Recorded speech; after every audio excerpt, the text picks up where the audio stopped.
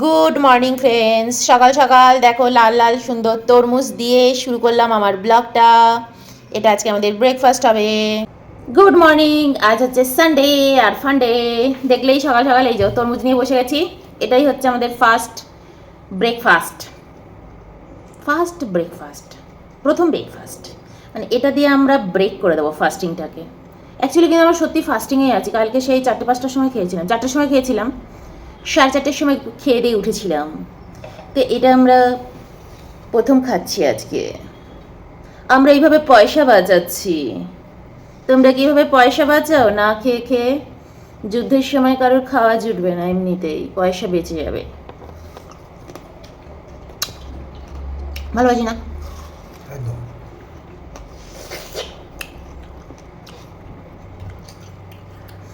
লেগেছে লেগেছে লেগেছে লেগেছে আগুন, আগুন লেগে গেছে। শুনে বলে বাবা ওনার কি আনন্দ, যুদ্ধ লেগে গেছে।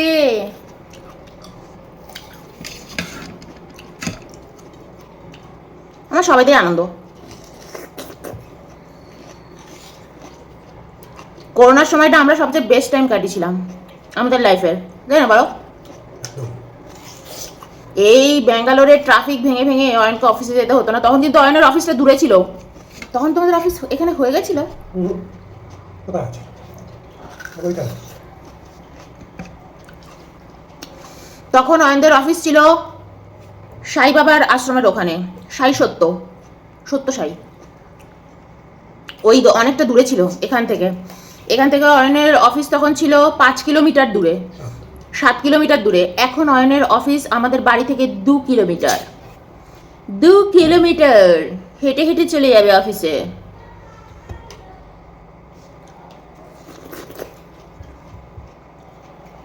এবার যুদ্ধ লাগলে অফিস ছুটি দিয়ে আবার ওই বাড়িতে বসে কাজ করুন। প্রচুর পেট্রোলের দাম বেড়ে যাবে, গ্যাসের দাম বেড়ে যাবে। ওহ কি মজা! এবার একদম সরকারকে তুলোধনা করে দেবে, তাই না? আমাদের সরকারকে এখন তুলোধনা করে দেবে। কি করে বাড়লো গ্যাসের দাম বলো আমাদের পশ্চিমবঙ্গে দাম।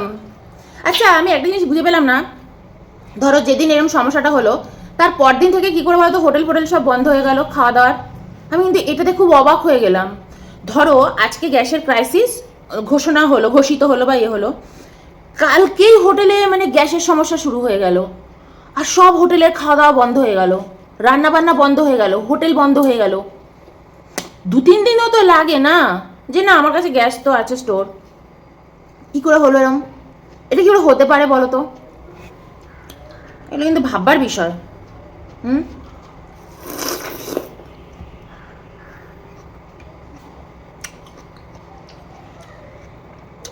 আমরা তো আবার গ্যাস সিলিন্ডারে ছাড়ও পাই না।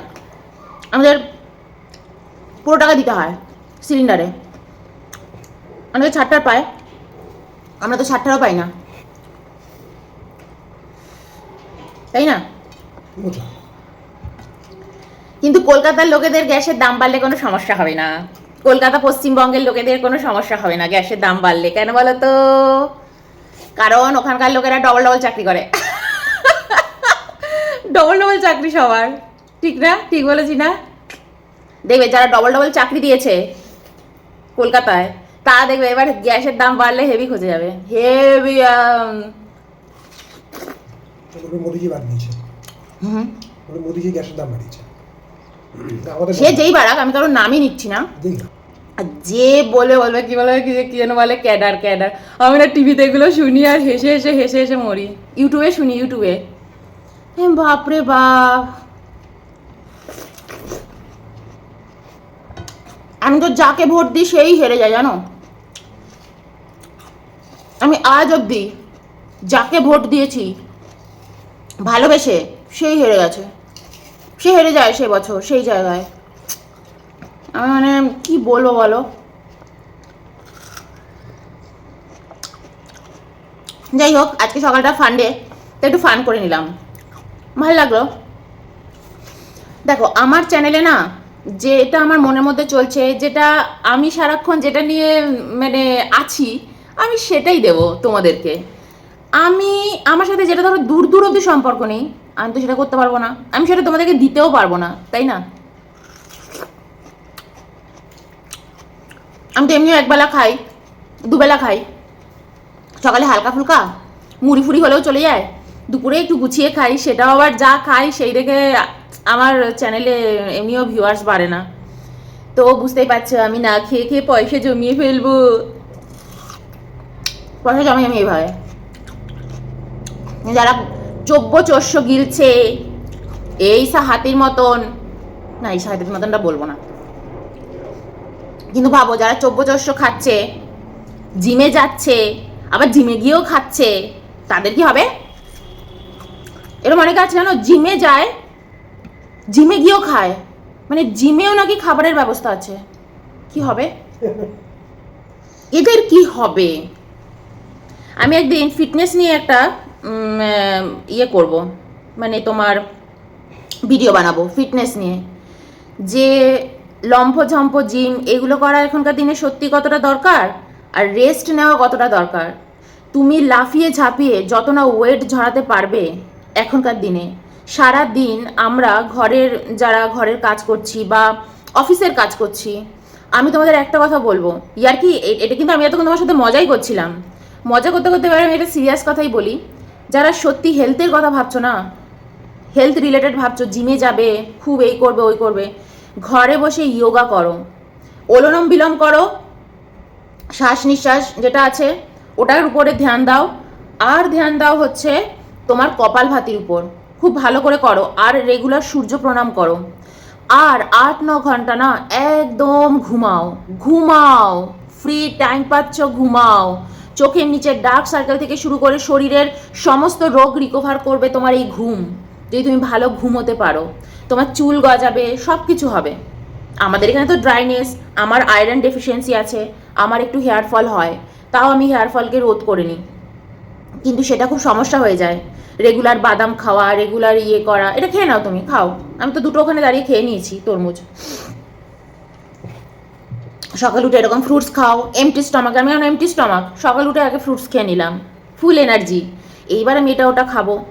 তো এগুলো করো, জিমে যত না কসরত করবে তার থেকে বেশি ঘুমাও, খালি পেটে ঘুমাও, রাত্রিরে কিছু খেও না, সন্ধ্যে 7টার মধ্যে ডিনার কমপ্লিট করে ফেলো, 10টার মধ্যে বেডে চলে যাও, ঘুমিয়ে পড়ো, সকালবেলা একদম আর্লি মর্নিং ঘুম থেকে উঠে পড়ো। আমি কিন্তু রোজ সকালবেলা উঠে পড়ি 6টার মধ্যে, আমি 5টাতে উঠে পড়ি, কিন্তু তারপর ঘুরি সারা ঘরের মধ্যে, ঘুর করি, খাটে বসে ইয়োগা করি, আবার একটু ঘুমিয়ে নিই, কারণ আমার সকালের দিকে কোনো কাজ থাকে না, তাই না? বাচ্চাকে স্কুলে পাঠানো, এটা করা ওটা করা, হ্যানা করা ত্যানা করা থাকে না, তাই আমি একটু ঘুমিয়ে নিই। আর এখন তো সেটাও আর হবে না, গরমকাল পড়েছে, অয়নকে সকাল অফিস যায় 7টা 8টার মধ্যে অফিস চলে যাওয়ার প্ল্যানিং করছে গরমকালটা, যাতে আবার 12টার মধ্যে ঘরে ঢুকে যেতে পারে। আমাদের এখানে না পুরো রাস্তায় হচ্ছে তোমার ওই যে পিঙ্ক ট্রাম্পেট যে ফুলটা, ওই ফুলের গাছ, অনেকটা কৃষ্ণচূড়া গাছের মতন, কিন্তু গোলাপি গোলাপি ফুল ফোটে। তো এখানে পুরো রাস্তা ভর্তি আমাদের এখানে ওই পিঙ্ক ট্রাম্পেট গাছ। তো অয়নের ছায়ের মধ্যে দিয়ে যায়, ছায়ের মধ্যে দিয়ে আসে, এখানে রাস্তা এত সুন্দর, কিন্তু যখনই তোমার 1:30-2 বেজে যায় না, তখন রোদটা একদম অনেক কড়াভাবে এসে পড়ে, তো ওই কারণে আমি 1:30-2 টাইমটা অ্যাভয়েড করছি। তো তার জন্য সকালে অয়ন যাচ্ছে অফিসে।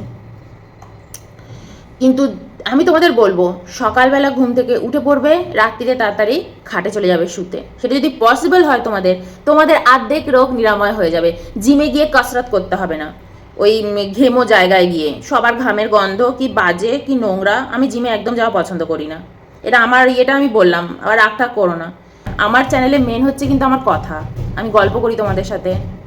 ওয়াশিং মেশিনটা যা আওয়াজ হচ্ছে না, আমাদের আবার 45 দিন মানে কি করেছে না ওয়াশিং মেশিনে, ওটা কী করে এমসি করেছি, তা আমাদের মানে 45 দিন ওরা বলেছিল, আমি ফোন করেছিলাম, বলছিল 45 দিন নাকি হতে হবে। তো আমাদের তো আর এখন মাত্র 10-15 দিন বাকি আছে, 15-20 দিন বাকি আছে, তো 15-20 দিন আমাদের ওয়েট করতে হবে এই ওয়াশিং মেশিনের জন্য। তো ওর জন্য ঠিক কথা, এটা রিসেন্টলি হচ্ছে আওয়াজটা, 2-3 দিন ধরেই, মানে 2-3 বার ধরে এটা হচ্ছে, খুব আওয়াজ হচ্ছে ওয়াশিং মেশিনে। অল্প জামা কাপড় ঢোকাই, বেশি জামা কাপড় ঢোকাই স্পিনিংয়ের টাইমে। যাই হোক, আজ হচ্ছে রোববার, শুনেছি আজকে হচ্ছে তোমার একাদশীও পড়ে যাচ্ছে, তো আজকে আমরা খাবো লুচি, গরমা গরম লুচি। এই চ্যানেলে ওটা দেখাবো না, আমি ওই চ্যানেলে দিয়ে দেবো।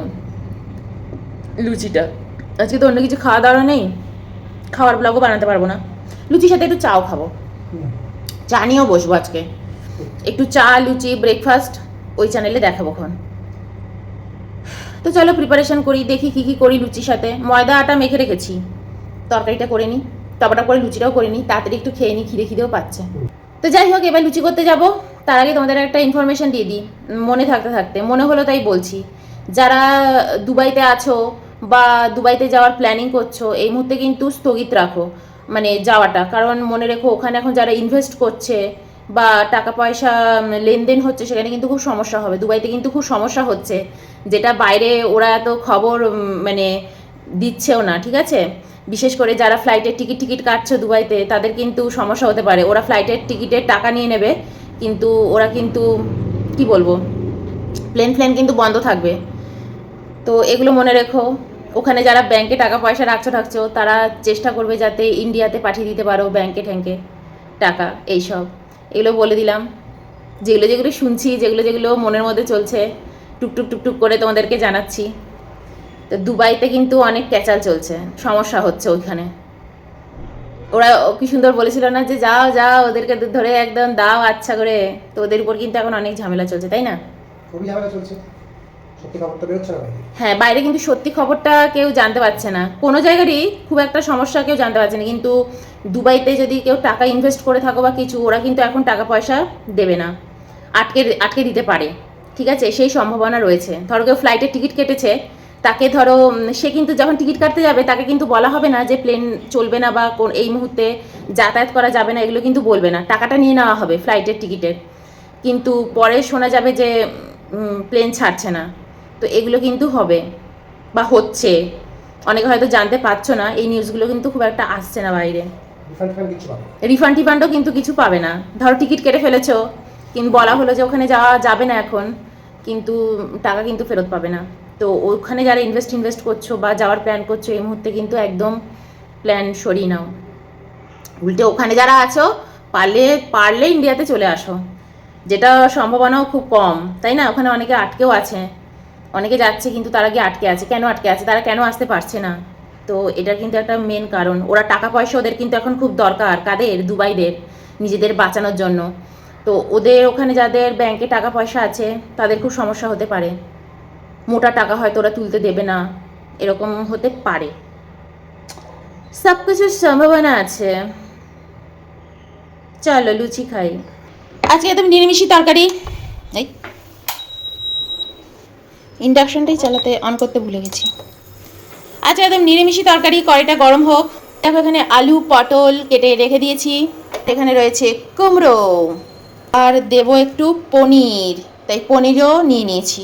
দেবো আদাটাকে না একদম জুলিয়ান কাট করে নেবো, ছোটো করে নেবো, বা থেতেও করে নিতে পারি, দেখি। কড়াই গরম হয়ে গেছে, একটু সূর্যমুখী তেল দিয়ে দেবো। আজকে সাদা তেলে করব, কোল্ড প্রেস। একটুখানি ঘি অ্যাড করব, এই চামচটার মধ্যে প্রচুর ঘি লেগে আছে। শুকনো লঙ্কা ফোড়ন দিলাম, পাঁচ ফোড়ন দিলাম।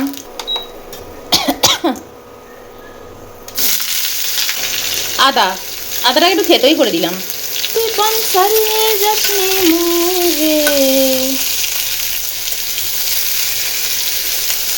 একটু নাড়াচাড়া করে নিই, ঢেকে দিই। আর এই দেখো, ময়দা মেখে রেখেছি, অল্প আটা দিয়েছি, ময়দা বেশি। তুই জীবন সারিয়া গেলে মানুষে কইবে মোরা জীবন রে। এবার তরকারিটা করে, মানে তরকারিটা ওদিকে হচ্ছে, আমি এদিকে লুচিটা বসিয়ে দেবো।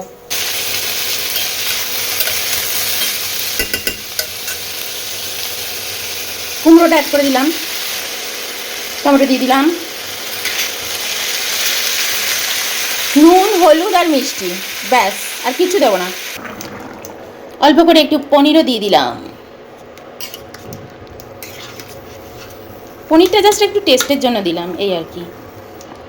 বেলে নিয়েছি সব ট্রায়াঙ্গেল লুচি, এটাও ছেড়ে দিলাম। আজকে আমি এরকম ট্রায়াঙ্গেল লুচি খাবো, আজকে আর গোল লুচি করবো না। আমি এরকম লুচি খেতে বেশি ভালোবাসি।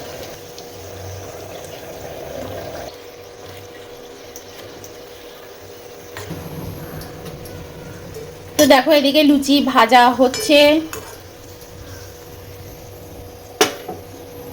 এদিকে লুচি কয়েকটা ভাজা হয়ে গেছে, দেখো সব ফুলো ফুলো লুচি। আর এখানে চাটা একটু গরম বসিয়ে দিয়েছি, আর এখানে একটু চাটা গরম বসিয়ে দিলাম, আজকে চায়ের সাথে খাবো। আর তরকারিটা নিয়ে নিই।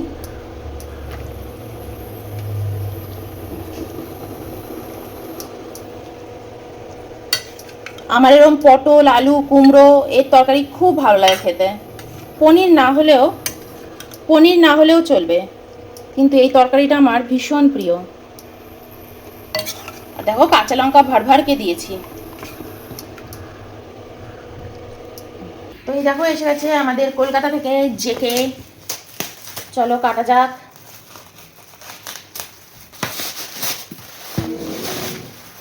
এবার বেশি কিছু আনতে দিইনি, এবার আনতে দিয়েছিলাম শুধু জেকে পোস্তটা, কারণ আমাদের পোস্তটা তো খুব খাওয়া হয়।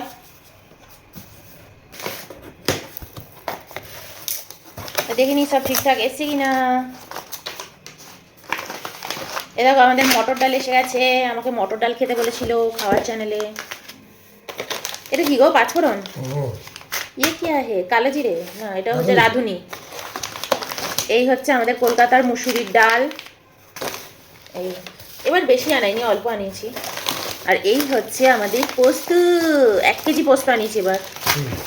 এটা কত নিয়েছে? 2500 টাকা। আমাদের 1 কেজি পোস্ত এসে গেছে। হ্যাঁ খোলো, দেখে নাও প্যাকেট ফাটা ফাটা নেই তো।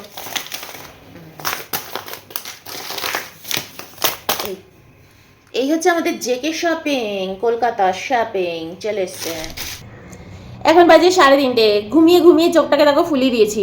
খাওয়া দাওয়া হয়ে গেছে দুপুরে। আর এই দেখো পেয়ারা কেটে নিয়েছি, পেয়ারা টেয়ারা খেয়ে স্নান করতে চলে যাবো। আজকের আর কিছু নেই। জেকে মশলাও চলে এসছে, কালকে এসেছিলো, আজকে খুললাম। চলো একটা পেয়ারা খাই।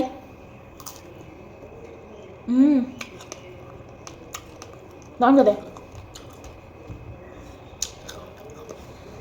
তো চলো পেয়ারা খেতে খেতে এই ব্লগটা এখানে এন্ড করবো। আবার কালকে এসে বক বক করবো, কালকে তোমাদের সাথে গল্প করবো। চলো বাই।